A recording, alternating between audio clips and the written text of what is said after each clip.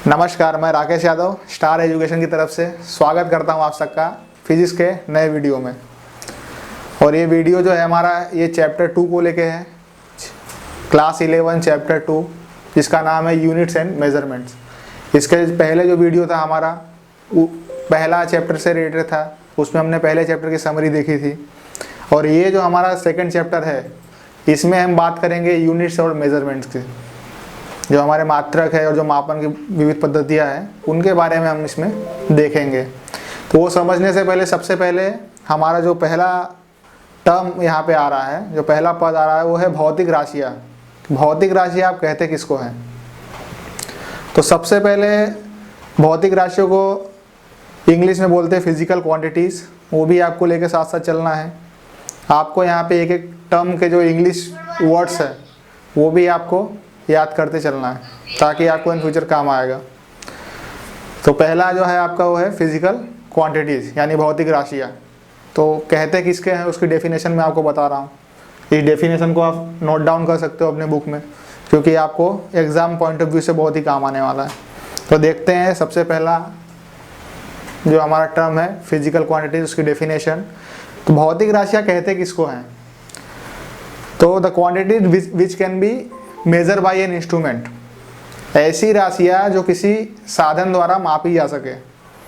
And which describe the laws of physical world, और जिसके द्वारा जो भौतिक जगत के लॉज है, नियम है, उनको समझा जा सके, वे कहलाती हैं भौतिक राशियाँ। यहाँ आपको डिस्प्ले हो रहा होगा ये चीज़। एक बार आपसे मैं बोलना चाहूँगा, बहुत ही इंपॉर्टेंट टॉपिक है एग्ज़ाम को लेते हुए। और ये एग्ज़ाम में आपको ये दूसरा चैप्टर समझने से पहले सबसे पहले आपको ये पॉइंट समझना बहुत ज़रूरी है। एक बार मैं आपको बता रहा हूँ, the quantities which can be measure by an instrument and be describe the laws of physical world. ऐसी राशियाँ जो किसी इंस्ट्रूमेंट द्वारा, किसी साधन द्वारा मापी जा सके, तथा फिजिकल वर्ड्स के जो भी लॉ है, भौतिक जगत के जो भी नियम हैं, वो इनके द्वारा समझाया जा सके, कहलाती हैं भौतिक राशियाँ। जैसा कि आपने देखा होगा, बहुत सारे नियमों के बारे में आपने पढ़ा होगा क्लास 9 क्लास 10 में। उन सबको हम समझते हैं इन भौतिक राशियों के द्वारा। जैसे बल हो गया, वेलोसिटी हो गई, एक्सेलरेशन हो गया, ये सब आगे हम देखने वाले हैं। और भौतिक राशियों के बारे में आपने क्लास 9 में एक और फॉर्मूला पढ़ा होगा कि उसका एक फॉर्मूला होता था, physical quantity is equal to n multiply u। जहाँ जो n था आपका, n था न्यूमेरिकल वैल्यू, n को हम बोलते थे न्यूमेरिकल वैल्यू, और जो u था वो था हमारा यूनिट। तो n मल्टीप्लाई बाई u ये आपका फिजिकल क्वांटिटी यानी भौतिक राशियों का फॉर्मूला हमने सूत्र पढ़ा था क्लास 9 में। तो मुझे आशा है कि आपको समझ में आ गया होगा भौतिक राशियाँ किसे कहते हैं। अब हम देखते हैं भौतिक राशियों के प्रकार के बारे में, कि भौतिक राशियाँ कितने प्रकार की होती हैं। तो भौतिक राशियाँ मुख्यतः 3 प्रकार की होती हैं। आपको यहाँ पे डिस्प्ले होगा। उसमें जो सबसे पहली राशि है वो है फंडामेंटल फिजिकल क्वांटिटीज़ यानी मूलभूत भौतिक राशियाँ।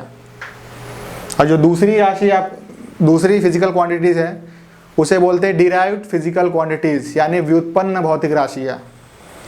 और जो थर्ड हमारी है, थर्ड एंड लास्ट, वो है सप्लीमेंट्री फिजिकल क्वांटिटीज़ यानी कि पूरक भौतिक राशियाँ। तो ये 3 मुख्यतः प्रकार हैं, इसको आपको याद रखना काफ़ी ज़रूरी है।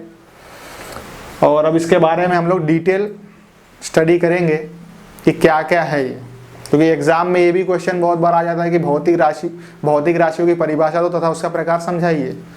तो आपको जो मैंने अभी थोड़ी देर पहले परिभाषा दी है आप वो बता सकते हो। और उसके टाइप्स 3 हैं। एक बार आपसे मैं उसके टाइप्स रिपीट करना चाहता हूँ। पहला है फंडामेंटल फिजिकल क्वांटिटीज़, दूसरा है डिराइव्ड फिजिकल क्वांटिटीज़, और जो थर्ड है हमारा वो है सप्लीमेंट्री फिजिकल क्वांटिटीज़। अब मैं सबसे पहला टॉपिक यहाँ पे आपको लेके आया हूँ, फंडामेंटल फिजिकल क्वांटिटीज़ यानी मूलभूत भौतिक राशियाँ। तो इसकी भी एक बहुत छोटी सी डेफिनेशन है, वो आपको रटने की ज़रूरत नहीं है, आप एक बार सुनिए आपको समझ में आ जाएगा। तो फंडामेंटल फिजिकल क्वांटिटीज़ उसे बोलते हैं कि जो किसी भी which can not be depend on any other quantities, ऐसी राशियाँ जो किसी भी दूसरे राशियों पे आधारित नहीं, किसी भी दूसरे राशि पे आधारित नहीं है, वो है आपकी मूलभूत भौतिक राशियाँ। और कुल हमारी जो मूलभूत भौतिक राशियाँ हैं वो टोटल 7 है।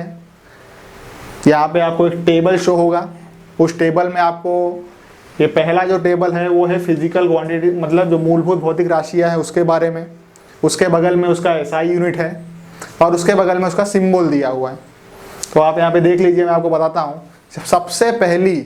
सबसे पहली जो भौतिक राशि है, सबसे पहले जो हमारी मूलभूत भौतिक राशि है फंडामेंटल, वो है लेंथ, हमारी लंबाई।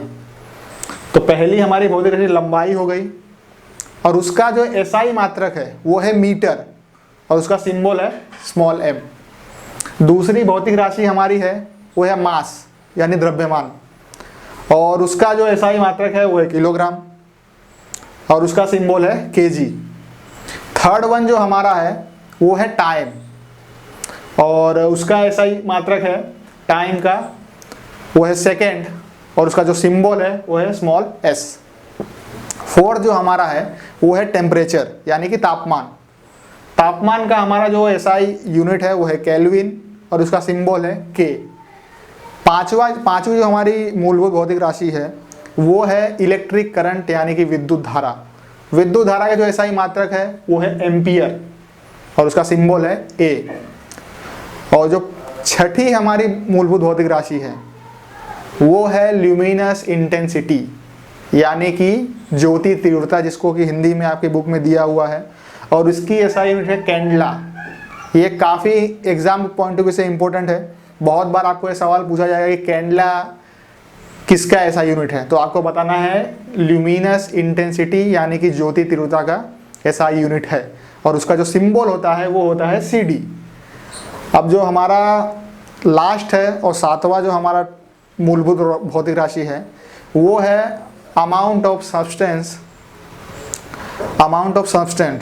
बराबर। उसका जो ऐसा यूनिट है वो है मोल और उसका सिंबल भी मोल है। तो 7वां जो हमारा लास्ट था वो थी पदार्थ की मात्रा, जिसका कि ऐसा यूनिट है मोल और उसका जो सिंबल है वो है मोल। तो आपने देखा कि हमारी मूलभूत जो भौतिक राशियां हैं वो केवल उसके नंबर टोटल है 7 हमारी मूलभूत भौतिक राशियां हैं। उसके अलावा इसके अलावा कोई भौतिक राशि नहीं है। इसके अलावा जो भी राशियां मिलेंगी वो सब इनसे ही किसी न किसी तरीके से जुड़ के बनी हैं। तो आपको उम्मीद करता हूँ कि 7 भौतिक राशियां समझ में आ गई होगी। और जो टेबल यहाँ पे आपको शो हो रहा है, ये टेबल आप लोग याद कर लीजिए अच्छे से। इसमें काफ़ी सारे क्वेश्चंस आपको इन फ्यूचर आते हैं और काफ़ी क्वेश्चन बनते हैं। अब जो हम दूसरे टॉपिक की तरफ बात करेंगे, जो दूसरा हमारा प्रकार है फिजिकल क्वांटिटीज़ का, भौतिक राशियों का, वो है डिराइव्ड फिजिकल क्वांटिटीज़। तो यहाँ पे डिराइव्ड का मतलब होता है व्युत्पन्न। तो हमारा जो टॉपिक हो गया व्युत्पन्न भौतिक राशियाँ। तो व्युत्पन्न भौतिक राशियाँ इसके नाम में ही लगा है व्युत्पन्न, यानी किसी दूसरे चीज़ से जो उत्पन्न हुई है, उसका स्वयं का अस्तित्व उसे नहीं था ऐसा। तो व्युत्पन्न भौतिक राशियों में उसकी भी एक छोटी सी डेफिनेशन है, which are made up of derived physical quantity की जो डेफिनेशन है उसमें आप ऐसा लिख सकते हो, which are made up of fundamental quantities, यानी ऐसी भौतिक राशियाँ जो मूलभूत राशियों के ऊपर से बनाई गई हो। ऐसी भौतिक राशियाँ जो मूलभूत भौतिक राशियों की मदद से या कि उनके ऊपर से उनकी मदद लेके बनाई गई हो, वो कहलाती है व्युत्पन्न भौतिक राशियाँ।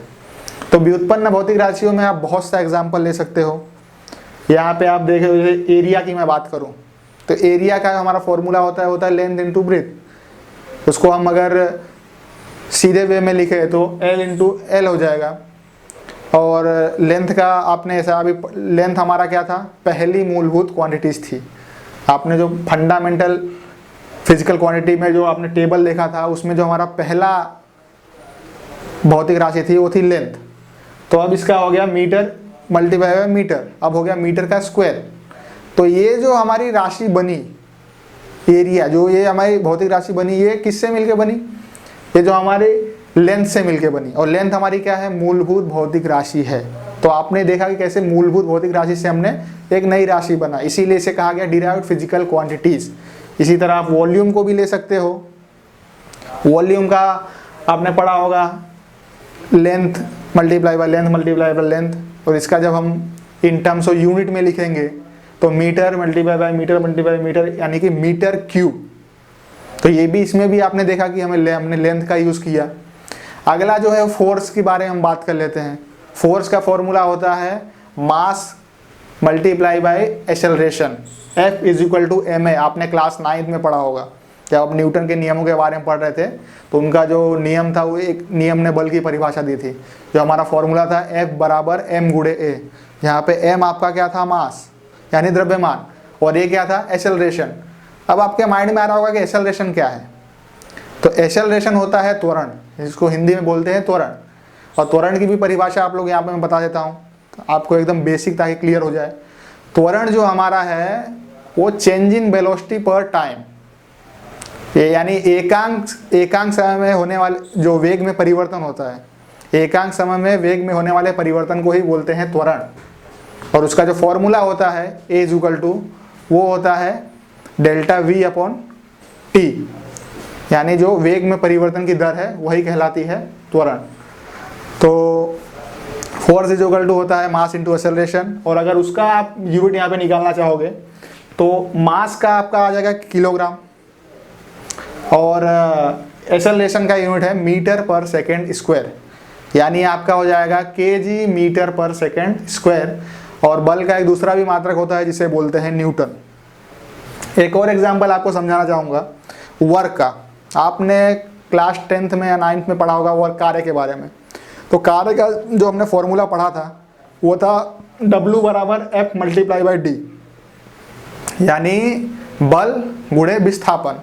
इसके बारे में आपको बता देता हूँ मैं, ताकि आपको रिवाइज हो जाएगा कि कार्य की परिभाषा हमने क्या पढ़ी थी। किसी भी वस्तु पे लग रहे बल, किसी भी वस्तु पे जो बल लग रहा है और उस बल की वजह से वस्तु बल की दिशा में जो विस्थापन करती है वो कहलाता है उसका कार्य। तो उसका फॉर्मूला यहाँ पे आपको लिखा हुआ है W is equal to F multiply by D।